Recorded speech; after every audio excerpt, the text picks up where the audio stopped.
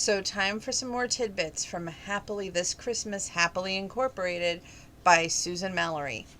Again, one of my favorite authors, and we're starting on page 133. What have you missed in the chunk that I did not read with you?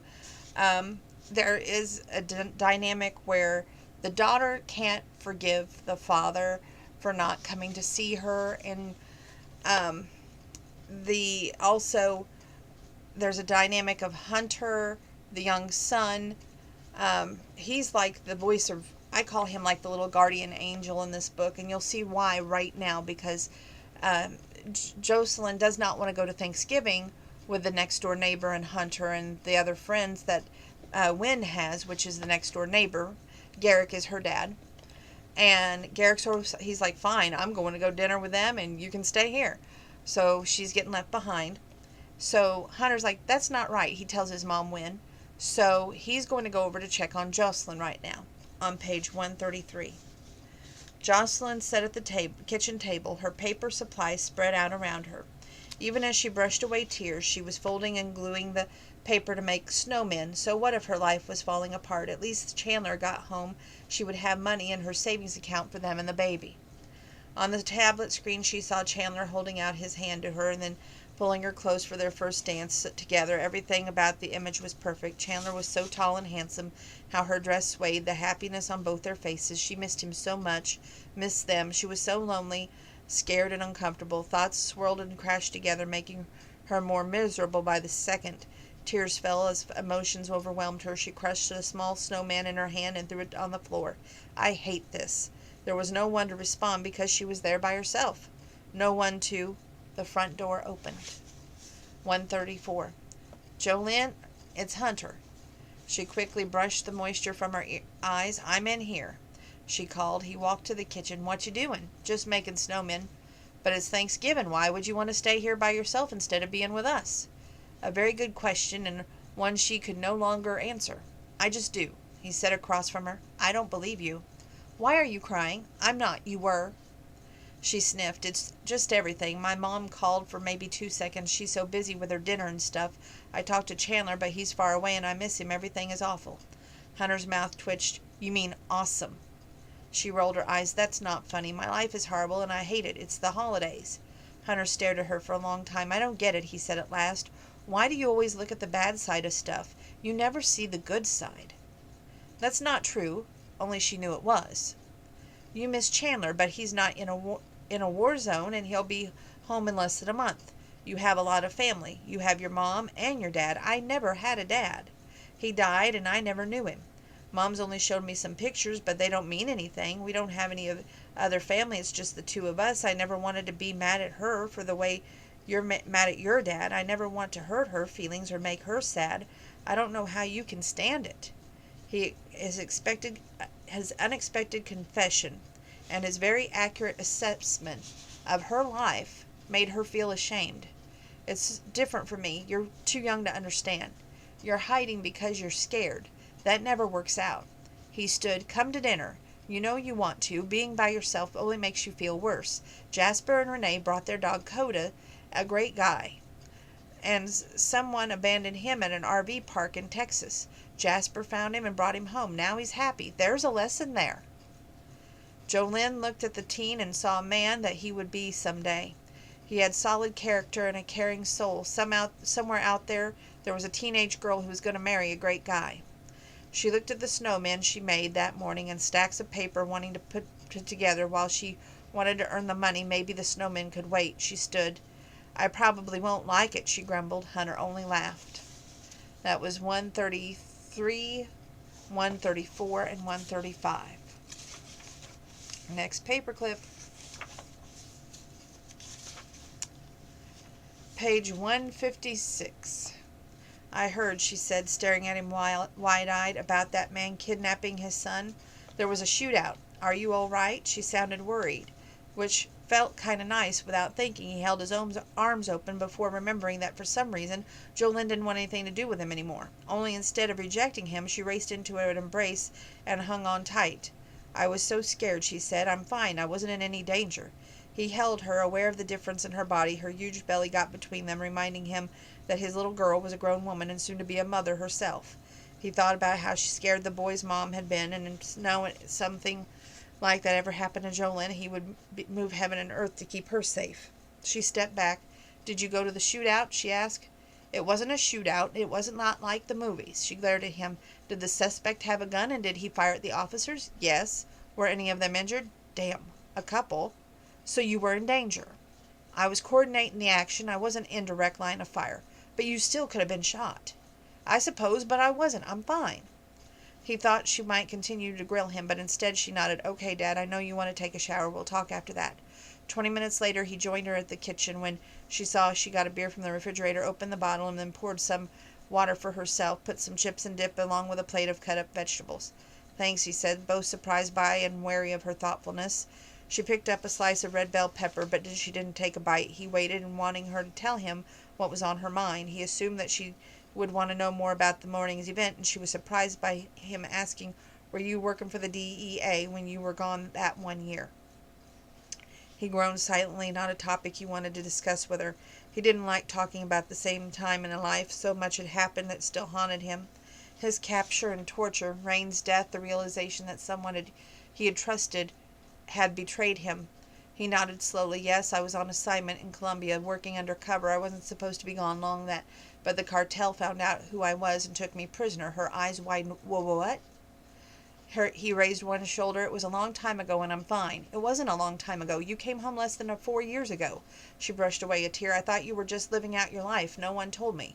I'm sure your mother didn't want to upset you." "Upset me? She didn't even tell me my own father was held captive by some drug cartel. How did they even know who you were?" "Someone on the inside told them." The tears stopped. "Did you know who did that?" He nodded. "He's dead." "Did you kill him?" He managed a slight smile. "No, I don't do revenge killings. The cartel did. While they appreciated the information, they knew he could never be trusted, so they killed him." He didn't mention that they split open his belly and left him out there to bleed and be eaten in the jungle. "Did they hurt you?" He thought about the scars on his torso, reminded of the knife fights he'd been forced into. He thought of the beatings and the starvation, of how they poisoned him just enough to make him wish he would die, but not enough to actually kill him. "Jolene, I'm fine. Why do you want to talk about this?" "Because I should know what happened to you. What if you died? What if the last thing I ever said to you was that I didn't want to see you anymore? I thought you were just ignoring me, and now I find out that you were in Colombia, kidnapped, and I never knew." 156, 157, 158, 159. "Maybe if you bothered to talk to me, this wouldn't be such a surprise. I showed up every damn weekend for months before taking that first assignment. When I got back, I kept showing up every weekend, Jolene, until you graduated from high school. What the hell?" She stared at him wide-eyed. "You never sworn at me before." "You never poked at an open wound before," he sighed. "I'm sorry. I won't swear at you again." "It's okay. I probably deserve it." He leaned toward her. "Tell me what happened, please. I want to know. Why did you turn your back on me? I want you to say it. Just some teenage thing. I know it wasn't. I just can't get a single thing I did that was worthy of a kind of rejection. Just tell me." She lowered her gaze before looking at him. "It was Sandy." "My ex-wife? What does she have to do with anything?" Sandy had never been thrilled to have a stepdaughter, he thought, and then reminded himself that it wasn't the stepdaughter she objected as much as Garrick's devotion to Jolene. That was what had ticked Sandy off. "When you two split up and she came to see me," she bit her lower lip, "she said that you thrown her out because you'd gotten tired of her. She said you never really loved me, that she wanted me to prepare myself because I was next. She said you couldn't wait for me to grow up because you wanted to be done with me." 159, 160, 161. "What?" he roared, coming to his feet. Jolene stared at him without speaking. Probably for the best, he thought, pacing length of the kitchen looking for something to throw at the window. How could she, that witch? The only word that was strong enough that he couldn't think of, one bad enough, she would have done that. Who would have done that to an impressionable kid? He returned to the table and sank back in his chair, then stretched out his arms and took Jolene's hands in his. "I love you," doing the best he could to keep his voice calm. "Jolene, I've always loved you. Don't you believe me?" She hesitated before nodding. "Good. Now look into my eyes so you can see I'm telling the truth. I did not dump Sandy. She left me because she hated everything about our life. She made that very clear. She was angry that I wouldn't move to a different city or find another job. She wanted to sell insurance or some nonsense. You've been really bad at that." "I probably would. Salespeople have skills I don't begin to understand. Anyway, I came home one day. She was moving out. Had a whole list of reasons. Was I one of them? Now that It was his turn to pause. He weighed the consequences of lying, only to realize he had to be completely honest. Yes, she never did like me. I think the person she didn't like was me, kid. One corner of Jolene's mouth turned up. That might be true. He squeezed her hands. I never wanted to stop seeing you. I didn't look forward to you growing up and moving on. As if it were up to me, I would have kept you the age 9 forever. Why 9? It was a good age. She smiled. Dad, I couldn't be 9 my whole life. You didn't even try. She laughed and then started to cry. She pulled her hands free, wiped her cheeks. Sorry, I'm one blubbering emotion these days. It's okay. I want you to believe me. I'll give you the phone number of some of my friends back in Phoenix. You can text them and get all this confirmed. I didn't dump Sandy, and I would never abandon you. I know. Some of the tension left his body. You believe me? She nodded. I do. Was that why you refused to see me? You were leaving me. You were leaving me first? It wasn't a very formed plan. Part of it was that, and part of it was me testing you, I think. I wanted you to push back. I wanted you to get mad and demand that I see you. I would have, only I was giving you space. Completely the wrong thing to do, he thought grimly. The whole time you assumed my actions proved that you already believed. She nodded. I wish you would have talked to me, he said. Me too, and I wish you would have told me more about the divorce. I didn't want you to worry. He ran his hands through his hair. We are terrible communicators. She smiled. Mom's at fault too. She should have made me see you. I'll be sure to mention that the next time we talk. She always enjoys being told she's wrong. 160, 161, 162, 163, 64, 65. Surely I've got it marked on 168 somewhere. Yeah, okay. Jolene laughed. He reached for her hand again. Can we start over? Can you believe that I'm so happy that you're here, and no matter what, you'll never getting rid of me? I'll try. I love you, Jolene. She swallowed. I love you too, Dad. He let the words wash over him. For this moment, things were good. He wasn't dumb enough to believe one conversation would fix 6 or 5 years of problems, but it was a start. You want to go to dinner, he asked. You can pick wherever. You can go to that horrible barbecue place you like. Why don't you like it? You like barbecue. It's too cute. They're trying too hard. You just don't like the dancing pigs. I think they're the best part. He rose. That's where you want to go, isn't it? She grinned. You know it. And when we get home, we're going to decorate the house. As long as it's not with dancing pigs, I'm in. And then we're going to move on here to page 164. Now he's having a conversation with Wynn. Talk to Jolene. Good talk or bad talk? Good. Tough, but good. He looked at her. I found out why she stopped wanting to see me. Wynn leaned toward him. Tell me. It was my ex-wife. She lied. She said I dumped her and I couldn't wait to get Jolene out of my life. She said my own daughter was a burden and that I didn't really want to spend time with her. Pain filled his eyes. It wasn't like that. Sandy left me because she didn't want to be married to me anymore. She always resented how close I was to Jolene and how I made her a priority. And at that time I knew I was probably pushing things in my marriage. I made sure all the holidays revolved around Jolene without letting Sandy have input. But to lie to my daughter to make her feel like I didn't care about her. His jaw clenched. I want to do something, but I don't know what. Finding her and confronting her all these years later probably isn't a good idea. No, it isn't. Especially when you're angry. I'd never hurt her. No, but you might scare her, and that doesn't help anyone. What did Jolene tell you? That I loved her. What did you tell Jolene? That I loved her and I always wanted to see her. Reminded her that I would show up every weekend, hoping she would see me. He leaned forward and took Wynn's hands in his. I missed her so much. Being with her was the best one, and one day it was gone, just gone. I don't know how to deal with that. Which also you told her, right? I did. I offered to give her the phone number of the friends back in Phoenix so she could confirm the story with them. I wanted her to know that I was telling the truth. Which just was like him when thought no one could question his affection for Jolene. I'm sorry Sandy did that. She must have been really upset to lash out the way she did. Which is an observation, not an excuse. Even if it was felt justified to hate you, hurting Jolene like that just crossed a line. He shifted so he was leaning against the sofa but kept out and holding her hand. When we got married, we talked about having kids, but we wanted to wait.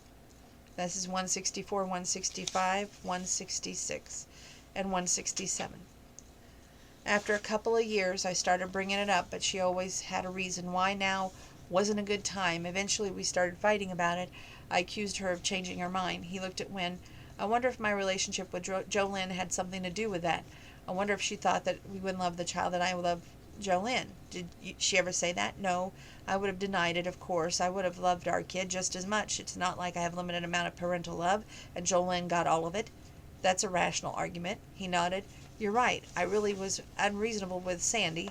She just begged me to make changes some of the holiday rituals Jolynn and I had, so the three of us could do them together. But I said what we did was important. I wanted everything to stay the same, like we spent every Christmas day at Alicia's house. That was very modern of you. Yeah, well, Sandy had family in the area. She said that we should at least alternate so she could see some of her family on Christmas. She's not wrong. I know, he looked at her again. I wanted to spend every second with my daughter. I wanted her to feel safe and loved. He shifted his gaze to the front window. When I got the job on the Phoenix police force, I talked to Alicia about joint custody. She didn't want to do that. I even went so far to talk to a lawyer. She said I had a good case, that I agreed to the parenting plan when she'd been a minor and my situation had been completely changed. She thought that I could get more time with Jolynn. Why didn't you pursue it? How do you know I didn't? Because your lawyer said you had a good case, so if you had the parenting plan, that would have changed. If it had changed, Jolynn wouldn't have been in a position to refuse to see you, so why didn't you? Jolynn didn't want me to do it. He said I talked to her about it. She would be testifying in court. She got upset and said that she didn't want to hurt her mom, that it would be hard for everyone. She liked how things were, which must have hurt her to hear. Some, he admitted. In my head, I got her point. Jolynn had a routine she liked. She had brothers and a stepdad. Mitch is a good guy. Why upset everything? So I didn't move forward, and when I met Sandy, you know the rest. You're a good dad. I'm sorry you lost so much time with Jolynn. Me too. I told her about Columbia. She was asking questions when it came out. She's 21, married and pregnant. I think she's mature enough to handle the information. He turned to her. I told her that I'd been captured, somebody who knew who I was really betrayed by, but I didn't tell her the rest of it. And for you to know the rest of it, I want you to pick up the book to read it. Yep, hello. I don't want that to slide out. Okay, here comes the problem between Hunter and his mom, Wynn, on page 175. Hello, is this Wynn Bouchine? Yes. Hi, I'm Camilla Henderson. We're in the process of reviewing Hunter's junior ROTC application. I have a few questions. Wynn stared unseeingly at the work on her desk. The caller was unfamiliar at the topic. Hunter's what? I'm sorry, but who are you again? I'm Camilla Henderson. I work for the local JROTC director. There are a few items missing from the application. Could I get you to the answers from you? Is it a good time? His application, a junior JROTC? Yes. What on earth? Hunter hadn't applied to the junior JROTC. Wynn didn't even know what that was. They had never even discussed anything like it, and Wynn had never signed any kind of application. 176.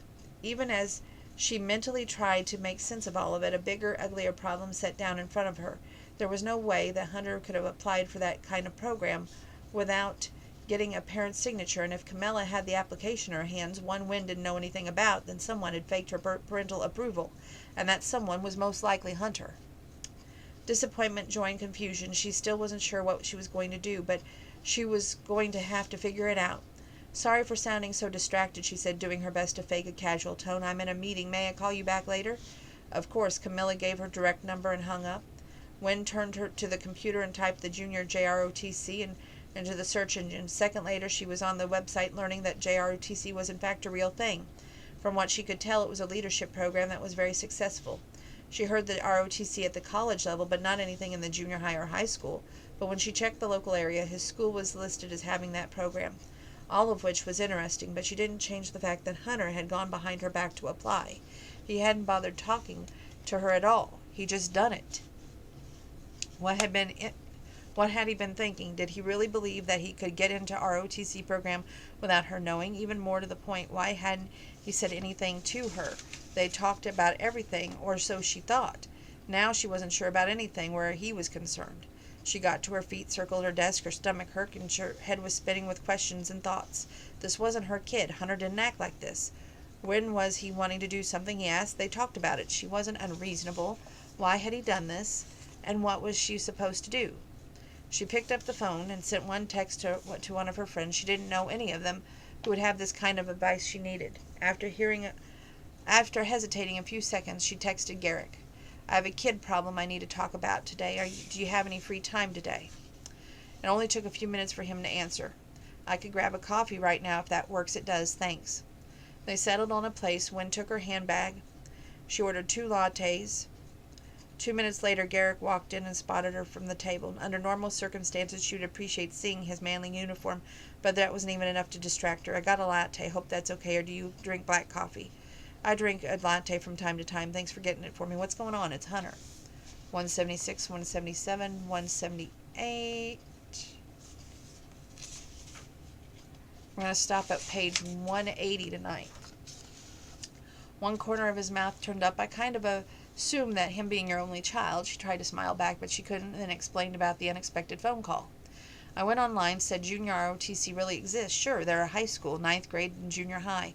You can also join the last semester before they graduate. How did you know that? I know all about the extracurricular activities going on at the high school, junior high. I know which ones make my day easier, which ones don't. Interesting, but Garrick being good at his job wasn't something that she could care about right now. He lied to me, she said, doing her best to stay in her head. If she gave to her emotions, she would end up losing control. Later, when she figured out what to do, she would cry, scream, throw things, just not now. He lied to me, she repeated. He doesn't do that. She held up a hand. I'm not saying that he never lies. Of course he does. He messes up, but he can be lazy and forgetful. He's a normal person, but this is different. It's out of character for him. I don't know why he would do it, why he just didn't tell me in the first place. She looked at Garrett. He never mentioned the ROTC thing at all? I had no idea that he was even thinking about it. I didn't even know that it existed. I just don't get it. Why would he bring it up in the conversation? Why wouldn't he ask? He went behind my back and faked my signature. How can I ever trust him again? Garrick put his hand over hers. Breathe. I am breathing, sort of. She pressed her free hand against her chest and consciously tried to relax. Where did this come from, and why didn't he talk to me? I know I keep saying that, but it's a real question. Why not discuss the way we talk about everything else? Do you have an opinion on the military? Is anyone in your family a former sailor, marine, whatever? What? I don't know. It was just my mom and me. I never knew any extended family, so I have no idea if anyone ever served. She paused, trying to reformulate an answer to the question. I support the military. I appreciate those who serve. We need a strong defense. His gaze was steady. But not my kid? The question was a kick in the gut. She withdrew her hand. I never said that. I know, I'm just asking if you think it. Do you make it clear to Hunter that it's not an option, not overly, but in subtle ways? JROTC isn't a direct line going to one of the branches, but it would expose him to the idea. Would you be okay with that? He shook his head. No, would he think you're okay with it? She wanted to say she never even hinted that she shouldn't consider the military, but stopped herself. Was this true? While she knew they would never say anything directly, she wondered if somehow she had a bias. I don't know, she admitted. I might have said something. I wouldn't have meant it the bad way. I'd be worried about the safety, and I have no real experience with the concept. It's not part of my world. It's not like we're near a military base or anything. She clutched her coffee. Does it matter? At the end of the day, he went behind my back and he was dishonest. I agree that the bigger issue, I was just trying to find out if there was an obvious reason. Not one that I can see. I'm going to have to talk to him about it, she said. He is going to be in such trouble. I don't even know where to begin with the punishment. And when we... She stared at Garrick with an awful truth popped into her head. Oh, no, he lied on his application. He wanted to join. By lying, he violated the honor code or whatever it is. She dropped her head in her hands and then straightened. Great, now it's on me. I either keep quiet about the lie so he can be a part of the JROTC or tell the truth, and if he doesn't get in, if I don't say anything, then I'm teaching him the wrong lesson. If I rat him out, I'm the bad guy. You wouldn't be ratting him out. You're objecting to the word of choice, but that's not reality. That still puts me in a horrible situation. She slapped her hands on the table. Why did he have to do this? I don't know. I'm sorry you have to deal with it. Me too. I don't want to be the grown-up. I'm not the right person to be doing this. I can't do this. He leaned toward her. Wynn, you're the strongest person I know. You'll figure it out. Trust your instincts. That was page 176, 77, 78, 79, and 180. And again, I hope to finish this book with you by tomorrow night. Great book. Outstanding book. Okay, let's see if we've got just enough time to do a couple of, well, at least one story. Maybe not a couple, but one story from the Christmas book. Sit down and stay tuned.